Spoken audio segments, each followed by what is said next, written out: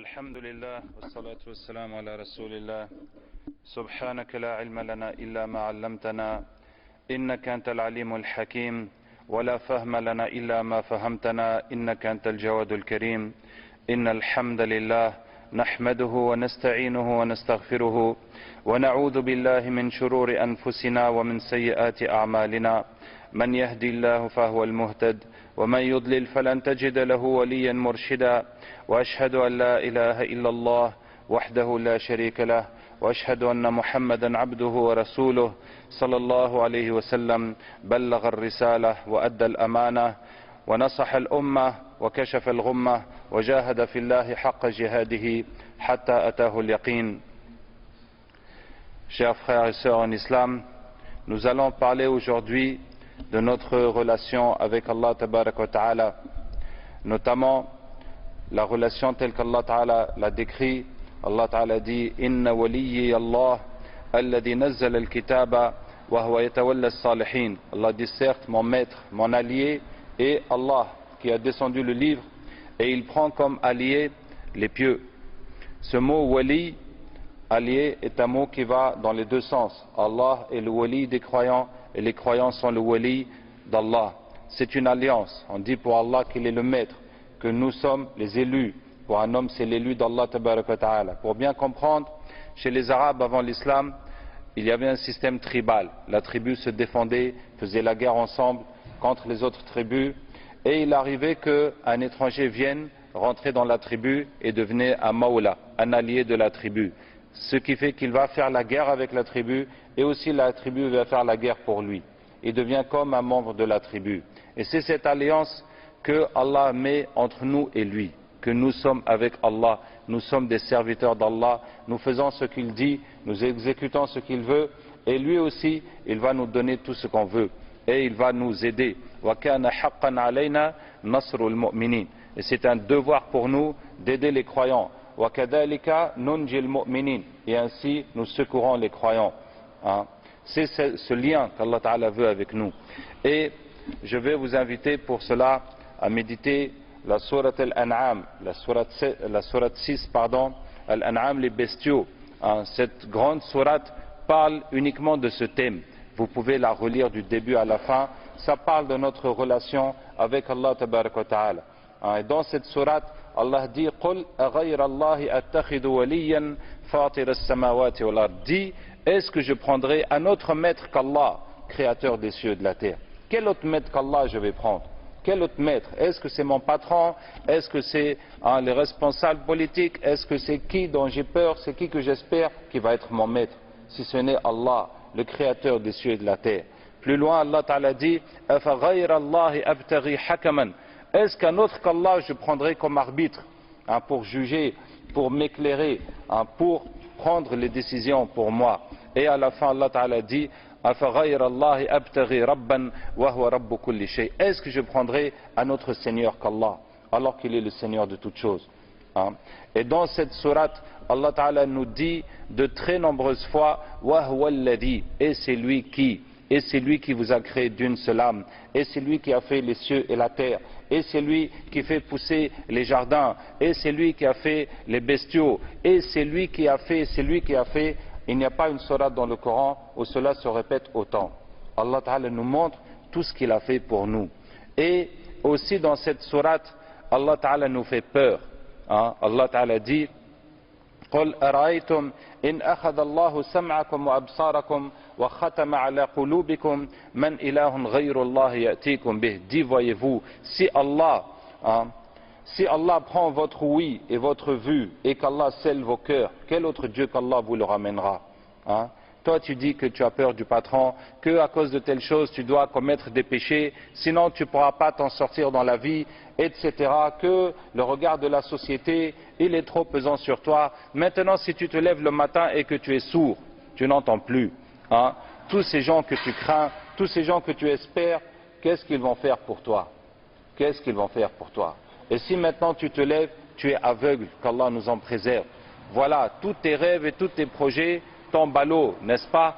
Quel travail tu vas faire, quelles études tu vas poursuivre en étant aveugle? Tout devient différent. Comment vas-tu te marier, etc. Et maintenant, si qu'Allah nous préserve, quelqu'un devient fou, voilà qu'il ne vaut plus rien.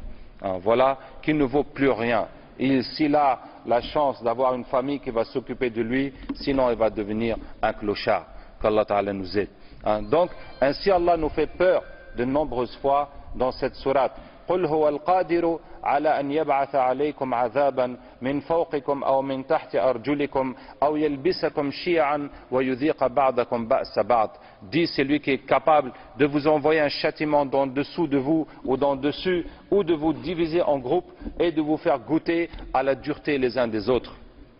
Allah Ta'ala nous dit ça de nombreuses fois dans cette sourate. Qu'Allah Ta'ala nous aide, mes frères. Donc, le but de mon intervention, de mes paroles, c'est que ce qu'Allah Ta'ala, à quoi Allah Ta'ala nous appelle, c'est de le prendre comme maître unique et comme but unique. Comme but unique dans notre vie, et de ne pas chercher autre chose. On n'a pas besoin de satisfaire quelqu'un d'autre. On n'a pas besoin d'obéir à quelqu'un d'autre. Pour ce qui est de la désobéissance d'Allah Ta'ala.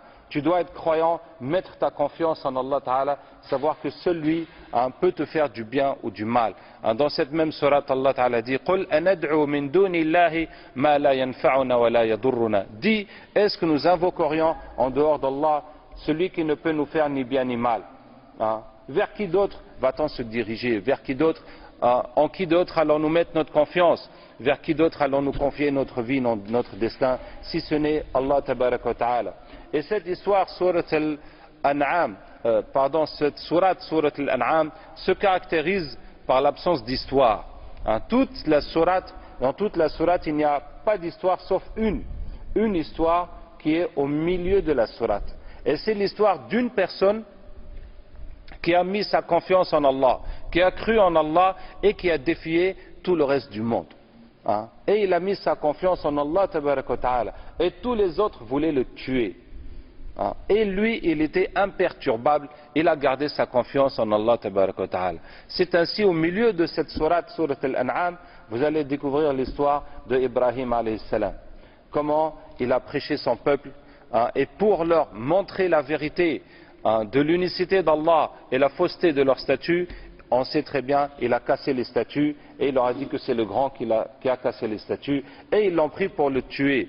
Mais ce qu'Allah Tabaraka wa Ta'ala nous raconte, c'est quand ils l'ont pris pour le tuer, qu'est-ce que Ibrahim alayhi salam disait? وكيف أخاف ما أشركتم ولا تخافون أنكم أشركتم بالله ما لم ينزل به عليكم سلطانا فأي الفريقين أحق بالأمن إن كنتم تعلمون. Comment vais-je craindre ce que vous associez à Allah alors que vous ne craignez pas d'avoir adoré أنكم أشركتم بالله, d'avoir associé à Allah ce à quoi il n'a donné, il n'a investi d'aucun pouvoir. Lequel des deux devrait être en sécurité si vous savez? Tout le peuple est là. Et ils avaient une rage, comme une folie, parce que pour le tuer, qu'est-ce qu'ils ont fait? Ils ont allumé un feu, et ce feu était tellement fort qu'ils ne pouvaient plus s'approcher du feu pour jeter Ibrahim alayhi salam dans le feu, jusqu'à ce qu'ils soient obligés de faire quoi? De construire une catapulte. Ils ont été obligés de construire une catapulte pour le projeter de loin dans le feu. Est-ce que vous imaginez toute cette paranoïa qui a pris ce peuple? Au lieu de tuer une personne d'un coup d'épée, ou bien un jet de pierre, faire ce feu, tout le monde participe, tout le monde ramasse du bois, le feu maintenant est tellement fort, les savants disent que même un oiseau qui passe dans le ciel, il est aspiré par le feu. En tout cas, ce que le Coran nous dit, c'est qu'il ne pouvait plus s'approcher du feu pour jeter Ibrahim alayhi salam, il fallait maintenant construire une catapulte pour le jeter dedans. Et Ibrahim alayhi salam, dans tout cela, est resté totalement serein et confiant. Et au contraire, il continuait à les prêcher. Mais vous pensez que j'ai peur de vous, de tout ce que vous faites? Vous pensez que j'ai peur de tout ça? C'est vous qui devez avoir peur d'Allah Tabaraka wa Ta'ala. Et vous voyez, mes frères, c'est là qu'Allah Ta'ala a manifesté sa puissance. Et Allah Ta'ala a montré à son peuple, et nous montre aussi jusqu'au jour dernier, que celui qui croit en Allah, Allah Ta'ala ne va jamais le laisser tomber. Comme Allah Ta'ala dit dans un hadith Qudusi, Ana 'inda dhanni 'abdi bi. Je suis avec mon serviteur comme il m'estime. Jamais Allah Ta'ala ne te décevra. Si tu es déçu, c'est par toi-même.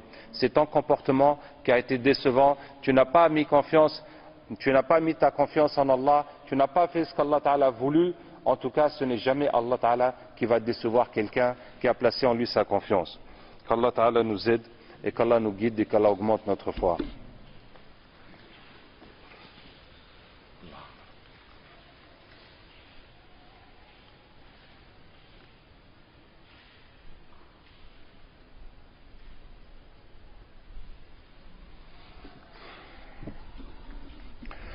الحمد لله والصلاة والسلام على رسول الله سبحانك لا علم لنا إلا ما علمتنا إنك أنت العليم الحكيم ولا فهم لنا إلا ما فهمتنا إنك أنت الجواد الكريم. Nous allons essayer de brosser, Inch'Allah, certains des résultats. Et qu'est-ce qu'Allah Tabaraka wa Ta'ala va nous donner? Qu'est-ce qu'Allah Ta'ala va donner aux croyants? Quel est l'avantage de ce concept de la vie, de vivre pour Allah Tabaraka wa Ta'ala? Effectivement, vivre pour Allah Tabaraka wa Ta'ala, l'islam, ce n'est pas juste faire les prières, respecter les piliers, faire le halal, et puis vivre comme tout le monde. Vivre comme tout le monde, ça veut dire que nous devons bien comprendre que nous sommes dans une société de consommation. Ça veut dire que la société où nous vivons, les gens ont pris leur passion comme Dieu, ont pris l'argent comme divinité, les passions, les plaisirs, le sexe, la nourriture, c'est en cela qu'ils vivent. Et nous avons grandi, nous sommes conditionnés par cette société. Donc maintenant que nous réapprenons à être musulmans, c'est de cela que nous devons nous distinguer. Et nous devons savoir que notre objectif dans la vie n'est pas ça. Notre objectif n'est pas d'accumuler la richesse, d'avoir un bon niveau de vie, de profiter, de regarder les mécréants, comme Allah Tabaraka wa Ta'ala dit وَلَا تَمُدَّنَّ عَيْنَيْكَ إِلَى مَا مَتَّعْنَ بِهِ أَزْوَاجًا مِّنْهُمْ زَهْرَةَ الْحَيَاةِ الدُّنْيَا لِنَفْتِنَهُمْ فِيهِ. Ne tends pas tes yeux vers ceux que nous avons donné à certains d'entre eux les parures de ce bas monde pour les éprouver. Allah nous dit de baisser le regard même sur les plaisirs et sur les richesses dont les autres jouissent. Alors que tout ce système de publicité ou ce qu'on voit à la télévision, ça a pour but de nous inciter à être comme eux, à vivre comme eux, qu'Allah Ta'ala nous aide et nous guide. Donc je disais quoi? Un croyant a pour but dans la vie de se rapprocher d'Allah Tabaraka wa Ta'ala, de réaliser la foi, notre attachement à Allah Tabaraka wa Ta'ala. Et je vais vous donner un exemple là-dessus que le Coran nous donne. Le Coran nous donne l'exemple de deux personnes qui adorent Allah Tabaraka wa Ta'ala. Un qui l'adore et qui a la dunya dans son cœur, et l'autre qui a vraiment la foi dans son cœur. Celui qui a la dunya dans son cœur, Allah Tabaraka wa Ta'ala dit وَإِذَا مَسَّ النَّاسَ ضُرٌّ دَعَوْا رَبَّهُمْ مُنِيبِينَ إِلَيْهِ. Quand il arrive aux gens à malheur, ils appellent leur Seigneur en l'implorant, en le sollicitant, en le suppliant, en pleurant même.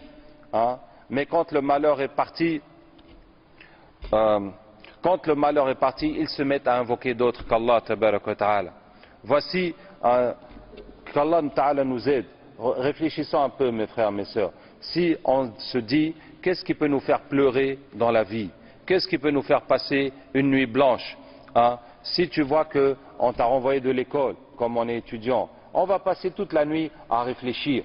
Qu'est-ce qui va se passer? Si quelqu'un, un de ses proches, par exemple, si on a un enfant, l'enfant n'est pas rentré de l'école, personne ne sait où est-ce qu'il est. On va passer toute la nuit en panique, c'est vrai ou pas?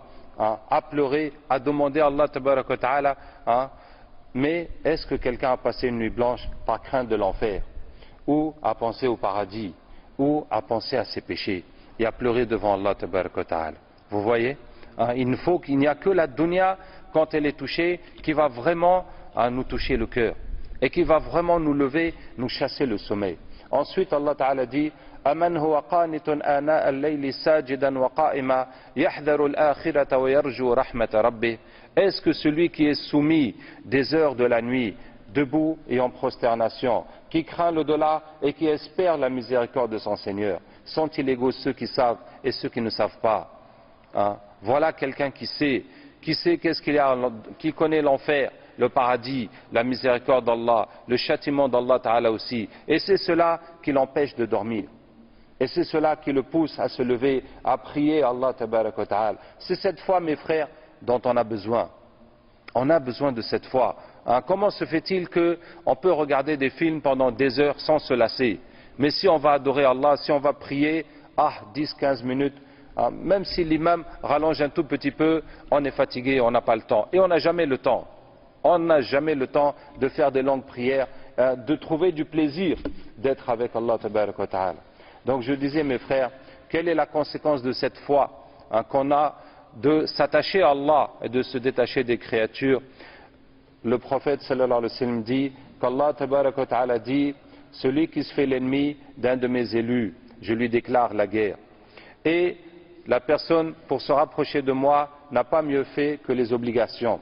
On doit commencer par s'acquitter des obligations et laisser les interdits, ce qui va ensemble. Et ensuite, la personne ne cesse de se rapprocher de moi avec les nafilas jusqu'à ce que je l'aime. Est-ce que vous comprenez? Ça veut dire que faire des efforts pour les nafilas, tant qu'on n'a pas assuré les obligations et tant qu'on commet encore les péchés, n'est pas très utile. C'est toujours utile, c'est toujours bien de faire des nafilas, mais ça ne va pas régler le problème qu'il y a entre nous et Allah du fait qu'on laisse les obligations ou qu'on commet les interdits. Donc c'est d'abord ça qu'il faut vraiment s'assurer dans sa vie, de faire tout ce qu'Allah nous a ordonné de faire et de laisser ce qu'il a interdit. Et ensuite la personne ne cesse de faire les nafilas jusqu'à ce qu'Allah l'aime. Et Allah Ta'ala dit: une fois que je l'aime, je deviens sa vue par laquelle il voit, son ouïe par laquelle il entend, sa main par laquelle il frappe, son pied par lequel il marche, et s'il me demande, je l'exauce, et s'il demande ma protection, je le protège. Donc mes frères, est-ce que vous voyez, chacun de nous, Allah Ta'ala a mis en lui le potentiel d'arriver à son amour, d'arriver à sa proximité. Chacun de nous, Allah Ta'ala veut manifester sa puissance et ses bienfaits et sa miséricorde à travers lui. Mais mes frères, maintenant ça dépend que de nous. Ça dépend que de nous de nous attacher à cela, de le vouloir absolument. De le vouloir absolument. Regardez, pour un diplôme, on passe combien d'années à l'école, en primaire, en secondaire, en études supérieures? Combien d'années de travail non-stop? C'est vrai ou pas? De travail continu pour accéder à ce diplôme, pour réaliser un rêve, etc. Et est-ce que l'amour d'Allah tabarak wa ta'ala ne mérite pas aussi des années d'efforts, toute une vie d'efforts? Ça le mérite pour celui qui a compris, pour celui qui a compris qu'Allah Ta'ala nous fasse un de ces gens-là. Maintenant, on peut se dire, à partir de combien de nafilas sait-on que Allah va nous aimer? Alors il y a un indice qui est très simple. Quand est-ce que tu sauras que Allah t'aime avec tes nafilas? Quand toi tu vas aimer ces nafilas plus que tout. Quand tu vas aimer la prière, le Coran, le dhikr, les bonnes actions, l'aumône, le jeûne, plus que on aime les films, plus qu'on aime la bonne nourriture, etc. et tous les plaisirs de ce bas monde. Quand tu vas aimer ça plus que le reste, jusqu'à ce que les choses de ce bas monde ne t'intéressent même pas. Ne t'intéressent même pas. Je vous cite à ce sujet la parole d'un homme saint qui tournait autour de la Kaaba, et c'était quelqu'un de connu, et le roi était là, le roi à l'époque était là, et il lui a dit: hey, Cheikh tel, tu sais, si vous avez besoin de quelque chose, vous pouvez me demander à tout moment. Et le cheikh lui dit: ah, nous sommes devant la Kaaba en train d'adorer Allah tabarak wa ta'ala et je vais m'adresser à quelqu'un d'autre. Et le roi lui dit: ah, cheikh, vraiment, excuse-moi, j'ai commis une erreur, alors excusez-moi vraiment. Et puis le roi l'a retrouvé à un autre moment où il n'était pas en train de faire le tawaf, où il était libre. Il lui dit: cheikh, voilà, maintenant, tu peux me demander ce que tu veux. Et le cheikh lui dit: mais est-ce que toi, tu possèdes ce bas monde ou bien tu possèdes l'au-delà? Et le roi lui dit: cheikh, quand même, moi je suis roi ici, dans l'au-delà je n'ai aucun pouvoir. Il lui dit: alors ce bas monde, je ne l'ai même pas demandé à celui qui l'a créé. Pourquoi est-ce que je vais te la demander à toi? Celui qui l'a créé, je lui ai même pas demandé de me donner ici, et pourquoi donc c'est à toi que je vais demander? Qu'Allah tabaraka wa ta'ala nous aide. Donc je disais, mes frères, quand on choisit cette voie de la foi, Allah Ta'ala va nous éprouver. Allah Ta'ala va nous éprouver. Ce n'est pas comme ça directement que la facilité va venir. Mais toutes les épreuves d'Allah Ta'ala sont un bien. Je vous donne un exemple. On peut remercier nos parents, on peut remercier notre Père pour tout le bien qu'il a fait pour nous, tout ce qu'il a dépensé, nourri, éduqué. Mais aussi, on va remercier notre Père pour toutes les punitions qu'il nous a infligées, pour toutes les fois où il nous a tapés, où il nous a punis, où il nous a privés, n'est-ce pas? Puisque ces punitions-là sont nécessaires dans notre éducation. Et si ce n'était ça, peut-être qu'on aurait été quelqu'un de pas bien, en tout cas on aurait fait beaucoup plus de bêtises dans notre vie, n'est-ce pas?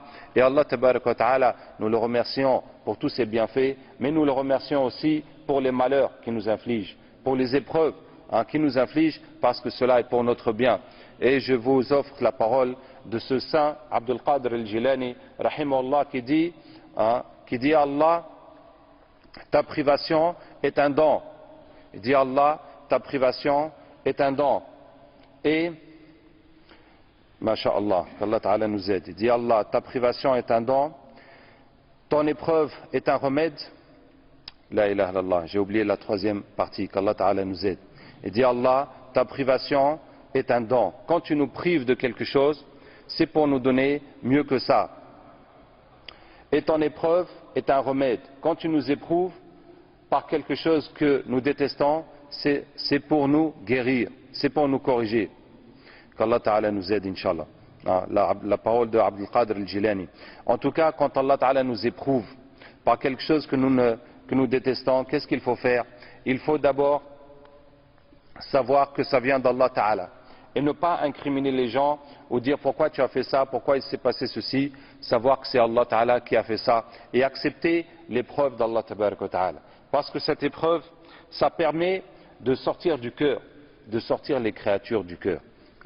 Que tout ce qui nous arrive, on doit accepter de perdre ces choses-là et on demande à Allah Ta'ala de nous donner son amour et sa satisfaction. Et que tant qu'Allah Ta'ala, tu es satisfait de nous, nous acceptons quoi qu'il puisse arriver. Ensuite, il faut, dans l'épreuve, rester constant dans ses activités, dans ses adorations, dans ses bonnes œuvres. Même si on a un malheur, on continue. Regardez l'exemple de Yusuf alayhi salam qui s'est retrouvé brusquement en prison alors qu'avant cela il était fils adoptif et choyé du ministre. Vraiment tout allait bien pour lui. Il s'est retrouvé en prison. Quand les deux jeunes entrent en prison, qu'est-ce qu'ils lui disent? Ils lui racontent leurs rêves, ils lui demandent l'explication. Ils disent Inna naraka min al-muhsinin.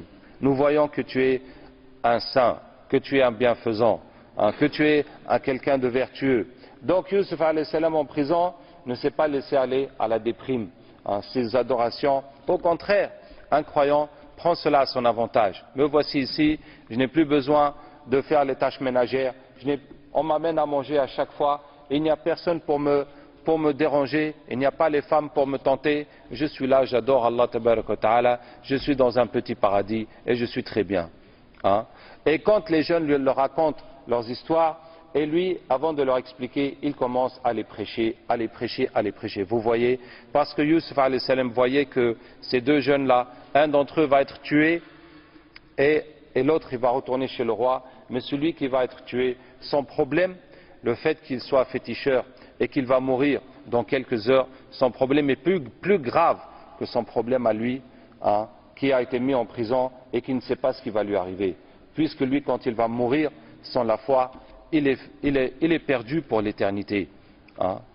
Donc, qu'est-ce que je disais? Quand on a des épreuves, on remercie toujours Allah Ta'ala pour le bienfait de l'islam, qui est au-dessus de tout. Au-dessus de tout. Combien de gens se plaignent, des gens me disent leur désespoir, la situation, mais mon frère, tu es musulman. N'oublie pas ça. C'est ce qu'il y a de mieux que tout. Et après l'islam, c'est la piété, la droiture. C'est ça qui compte dans la vie. Tout le reste va rester derrière nous. Qu'Allah Ta'ala nous aide.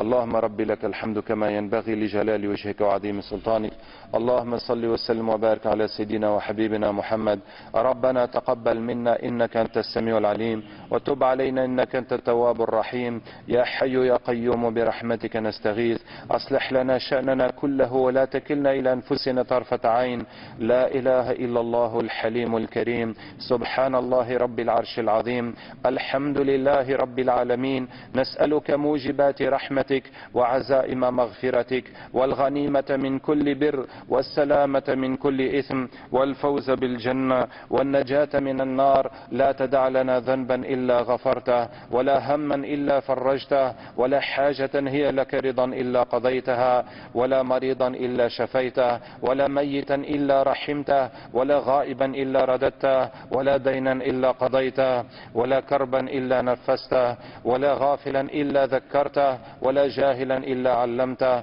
ولا عاصيا إلا تبت عليه، ولا ضالا إلا هديته، ولا عازبا إلا زوجته يا أرحم الراحمين. اللهم انصر إخواننا المستضعفين، اللهم يا رب انصر إخواننا المستضعفين، اللهم اهلك الظلمة الأشرار يا أرحم الراحمين. اللهم أعز الإسلام والمسلمين، اللهم أعز الإسلام والمسلمين، اللهم راجع بالأمة إلى الدين وانشر هدايتك في العالمين. اللهم قر عين نبيك صلى الله عليه وسلم بتوبة أمته وبرجوعها إلى منهجه صلى الله عليه وسلم. وربنا اغفر لنا ولإخواننا الذين سبقونا بالإيمان، ولا تجعل في قلوبنا غلا للذين آمنوا، ربنا إنك رؤوف رحيم. وصل اللهم وبارك وسلم على سيدنا محمد وعلى آله وصحبه أجمعين.